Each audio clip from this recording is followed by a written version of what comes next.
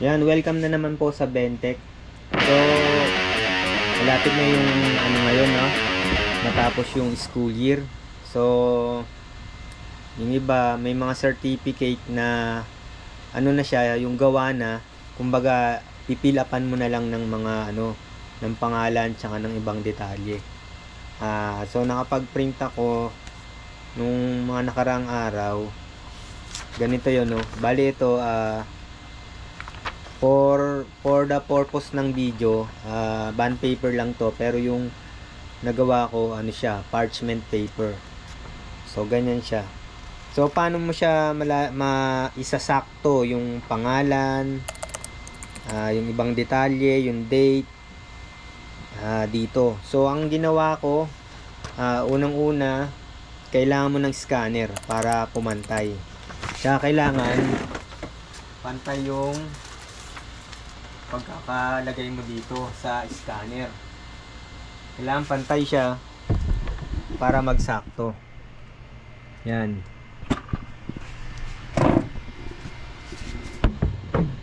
Then yan. So kailangan natin ng Photoshop, no? Mag-i-scan tayo sa Photoshop. Punta tayo sa file, sa import. Wala dito. So, close muna natin yung Photoshop natin, no? Close natin yung Photoshop. Open tayo ulit ng Photoshop. Baka naka 64-bit tayo itong Adobe Photoshop app. So, kahit yung CS2, CS3 hanggang CS 2022 or baka may 2023 o 2024 na. So ang gamit ko lang nasa mababang version, CS4. Nagahangs kasi sa akin yung CS CS 2021 tsaka 2022. Naka 8 gig lang ako. So pag nagle-layout ako ng marami ng layer, hindi na smooth yung hindi na smooth, ramdam mo na yung bagal. So import, punta tayo sa pag Epson L310 L3210, yun yung gagamitin natin, depende sa printer nyo, kung naka 3110 kayo, yun yung gagamitin nyo. So magi-import tayo ngayon.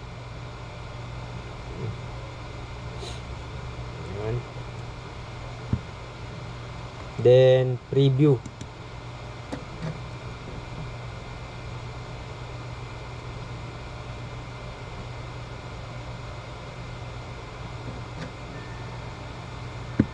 Then scan natin.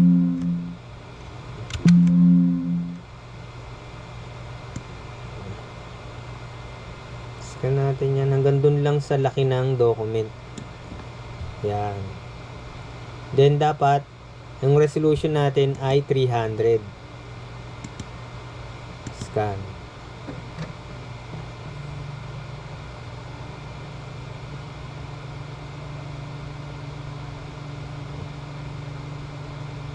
Yan.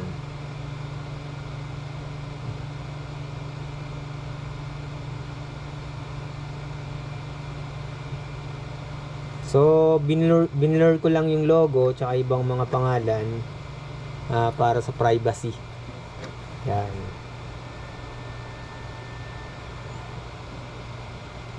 So, yan na, meron na tayong ganito, no? So, meron na pala akong nagawa dito, no? I-open ko na lang.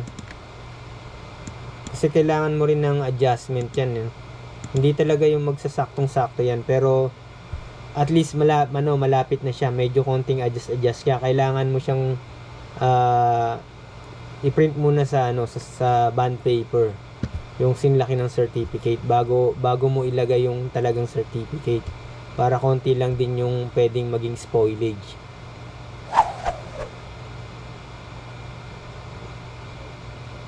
So hanapin ko yung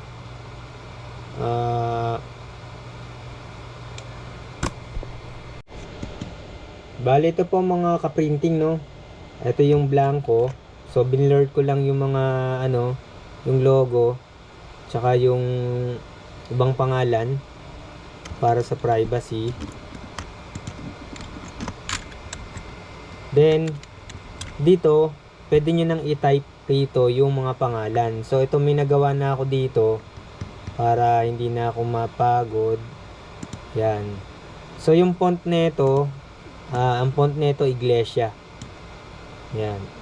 Mga pang certificate na font.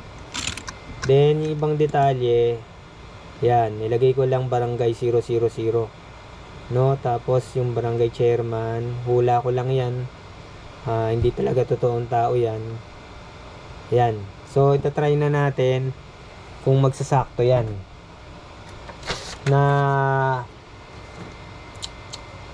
Na-adjust ko na yan ng konti. So, ito bond paper lang to. Meron talaga silang binigay na dito, na parchment paper. Kumbaga, ang tutorial nito para masakto nyo lang yung mga pangalan dito sa mga blank na yan, mga blank na ilalagay mo yung details, pangalan, date, pangalan ng daycare center o pangalan ng school, tapos mga ayan, mga signatories. Ayan. Ilagay na natin dito sa printer. Ang paglagay sa printer nakaganyan. Ganyan, no? So, kailangan pantay na pantay dyan, ha, para hindi pumaling. Pag ganyan yung lagay, no? Ayan. Yung pinakaunahan, siya yung unang ilalagay, no? Ilalagay dito sa printer. Tapos, ayun yung mga pangalan. So, i-hide nyo na dito sa Photoshop yung pattern. So, ganyan na lang yung kakalabasan. Then,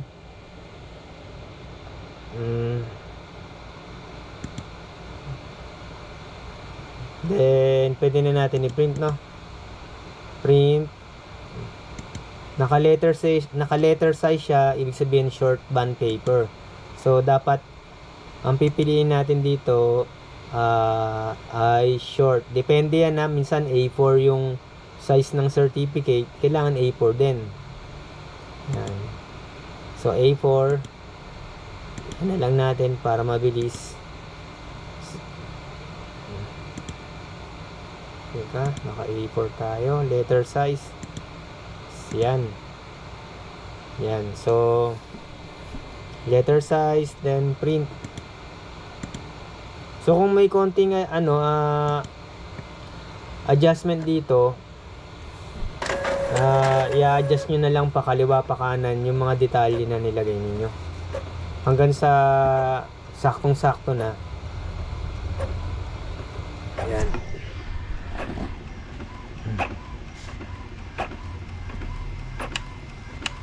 So, huwag yung kakalimutan na alisin yung background, kasi maipiprint uli yun. So, yan ang mga printing. Konting adjustment na lang, tulad nito, medyo yung pangalan medyo nandito. So, i-adjust nyo na lang. So, kailangan yung mag trial and error, no, para magpantay na pantay talaga. Pero itong pangalan, goods na yung pangalan, yung mga date, yan, no, goods na. Bali, ito pala yung 14. 14, yan. I-adjust nyo na lang dito. Magagawa nyo yan na saktong-sakto. So, wag nyo munang i-print dun sa parchment. Mag-scan muna kayo, gawa kayo ng ganito para talagang sakto, para konti lang yung masasayang. So, yun lang po mga ka-printing. Hanggang sa muli. Maraming salamat.